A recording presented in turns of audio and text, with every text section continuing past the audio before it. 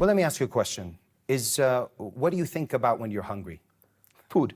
Most of us, Yes. hopefully. There's pretty good food in Jordan. Absolutely. Okay.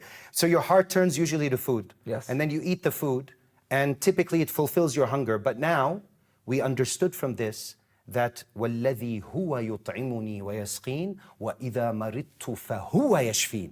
So in reality, it is not the food that removes hunger or satiates hunger. It is the command of Allah. It is not the water that quenches thirst. It is the command of Allah. We need to understand this. This is very important, because when I ask most people, why do you eat? The majority of people will say, because I'm hungry.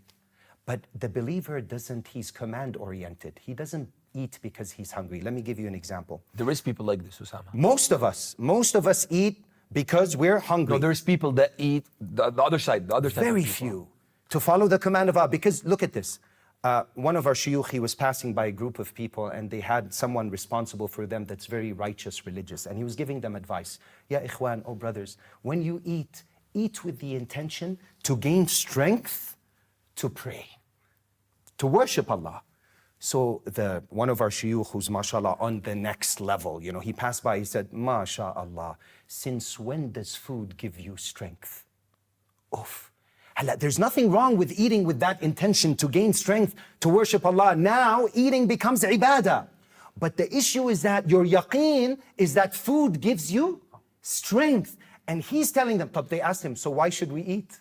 Look at this. This is ajib, man. Because it's so subtle, latif, but it's there in the Quran. Most people only when they think of the commands of Allah, they think He commanded me to pray, sure. He commanded me to fast, sure. He commanded me to give zakah, sure. But He also commanded you to eat. Look at the Quran. Kulu, fi'il ish? Amr. Amr, it's a command. Washrabu. Amr. But when you eat because Allah commanded you to, now it's ibadah. It's ibadah. And now you're a true slave of Allah. You're eating because He commanded you to, not to fulfill or satiate your hunger. So when your iman is correct, the next time you're hungry, your heart should turn to Allah, but your body should turn to mansaf. I'll do that. Yeah. You see what I'm saying? Yeah. So the idea is the believer is command-oriented. Is every act, can we take every act to Allah first before doing it? Every act, sleeping, eating, going to the gym, going to work, driving your kids to school, every act in your life. Look, it's not just that. Most of us, we separate deen from our dunya. Actually, deen, Allah put His commands into everything. Do you know the book Hisnul Muslim? Yes.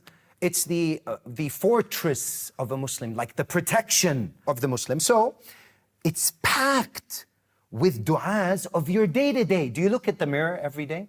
Kid. Okay, do you use the washroom every day? Yes. Okay, do you sleep every day? Yes. Do you eat every day? Yes. There's a du'a for everything. Everything. And subhanAllah, those du'as, everything. Those du'as teach you yaqeen. To always attribute the benefit to Allah, that He is the doer. So instead of it's just an act, it's ibadah. Absolutely.